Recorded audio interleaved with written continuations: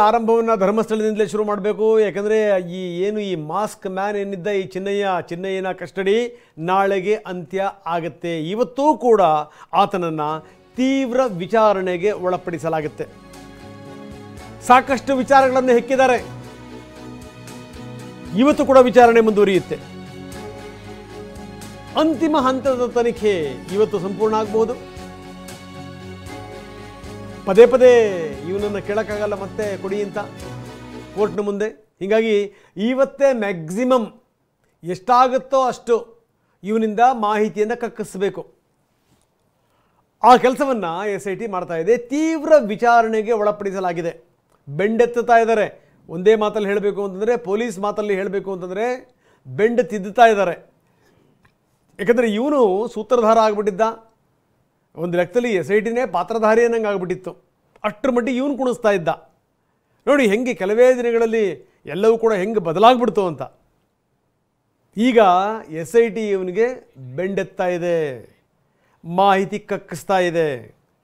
ಯಾಕಂದರೆ ಇವನು ಕೂಡ ಹಲವಾರು ಸಂಗತಿಗಳನ್ನು ಬಾಯ್ಬಿಟ್ಟಿದ್ದಾನೆ. ಯಾರ್ಯಾರನ್ನ ಇದರ ವ್ಯಾಪ್ತಿ ತಂದು ಬಿಡ್ತಾನೋ ದೇವರಿಗೆ ಗೊತ್ತು. ಅದಕ್ಕೆ ನೋಡಿ, ನಂಬುವಂಥ ಸಂದರ್ಭದಲ್ಲಿ ನೋಡಿ ನಂಬಬೇಕು ಅಂತಾರಲ್ಲ, ಇದೇನೇ. ಯಾವನೋ ಸಿಕ್ಕ ಅಂಥೇಳಿ ಅವನು ನಂಬೋದು, ಆಮೇಲೆ ಜೀವನದಲ್ಲಿ ಕಷ್ಟಪಡೋದು, ನೋ. ನೋಡಿ ಇದೇ ಆಗಿರುವಂಥದ್ದು. ಇವನು ಯಾವ ದೊಡ್ಡ ನಾಯಕ ಅಂಥೇಳಿ ಇವನನ್ನು ನಂಬಿದ್ರು. ಇವನು ನಂಬಿದ್ರು, ಇವನು ಹೇಳಿದ್ದನ್ನೆಲ್ಲ ಕೇಳಿದ್ರು, ಜೊತೆಗೆ ಇವನ ಕಡೆ ಬುರುಡೆ ಕೊಟ್ಟರು, ಹೇಳಪ್ಪ ಅಂದರು, ಹೇಳಿಸಿದ್ರು. ಇನ್ನು ಜಯಂತ್ಗೂ ಕೂಡ ಅದೇ ಹಣೆ ಬರಹ. ನಿನ್ನೆ ಮಧ್ಯರಾತ್ರಿ 2:30 ತನಕ ಹಿಂಡಿದ್ದಾರೆ ಪೊಲೀಸರು. ಮಧ್ಯರಾತ್ರಿ 2:30 ತನಕ. ಇವತ್ತು ಮತ್ತೆ ಬೆಳಗ್ಗೆನೇ ವಿಚಾರಣೆಗೆ ಹಾಜರಾಗಬೇಕು. SIT ಕಚೇರಿನಲ್ಲಿ ಕೂಡಿಸ್ಕೊಂಡು ಮಧ್ಯರಾತ್ರಿ 2:30 ತನಕ ಪ್ರಶ್ನೆಗಳ ಮೇಲೆ ಪ್ರಶ್ನೆಗಳು.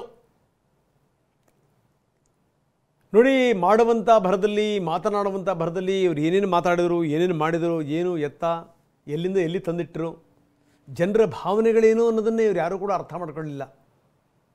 ನೀವು ಯಾರನ್ನಾದರೂ ಟಾರ್ಗೆಟ್ ಮಾಡ್ತೀರಾ, ಒಬ್ಬ ವ್ಯಕ್ತಿನ ಮಾಡಿ, ಖಂಡಿತವಾಗಲೂ ನಿಮಗೆ ಹಕ್ಕಿದೆ. ಸೌಜನ್ಯ ಹತ್ಯೆ ಕೇಸ್ ಬಗ್ಗೆ ನೀವು ದನಿ ಎತ್ತೀರಾ, ನಿಜಕ್ಕೂ ಅದು ನಿಮ್ಮ ಒಳ್ಳೆಯತನದ ಪ್ರತೀಕ ಮಾಡಿ. ಆದರೆ ಅದನ್ನು ಮಾಡ್ತಾ ಯಾರ್ಯಾರನ್ನಾದರೂ ವ್ಯಾಪ್ತಿ ತೊಗೊಂಬಂದ್ರಿ. ಒಂದು ಶ್ರದ್ಧಾ ಕೇಂದ್ರ ಎಷ್ಟರ ಮಡಿ ಟಾರ್ಗೆಟ್ ಆಯಿತು. ಧರ್ಮಸ್ಥಳ ಅಂತಂದರೆ ಅದರ ಹೆಸರು ಹೇಳಲಿಕ್ಕೆ ಹೆದರ್ತಿದ್ದಂಥ ಜನ. ಎಲ್ಲಿ ನೋಡಿದ್ರು ಧರ್ಮಸ್ಥಳದ ಹೆಸರು, ಎಲ್ಲಿ ನೋಡಿದ್ರಲ್ಲಿ. ನೀವೇನು ಬರೀ ರಾಜ್ಯದಲ್ಲ, ಅಕ್ಕಪಕ್ಕದ ರಾಜ್ಯಗಳಲ್ಲಿ, ದೇಶಾದ್ಯಂತ ಇದೇ ಸಂಗತಿ. ಇನ್ನು ವಿದೇಶಗಳಲ್ಲಿ BBC ಅವರಾಗಿರ್ಬೋದು, ಅಲ್ ಜಜೀರಾದವರಾಗಿರ್ಬೋದು, ಎಲ್ಲರೂ ಕೂಡ ಅವರವ್ರ ರಿಪೋರ್ಟರನ್ನು ಕಳಿಸಿದ್ದು. ಹೆಂಗಾಗ್ಬಿಟ್ಟಿತ್ತು ಅಂತಂದರೆ, ಧರ್ಮಸ್ಥಳದಲ್ಲಿ ಎಲ್ಲ ಅಗಿದ್ರೂ ಮೂಳೆಗಳು ಸಿಗ್ತವೆ ಅಂತ, ಹೆಣಗಳು ಸಿಗ್ತವೆ ಅಂತ.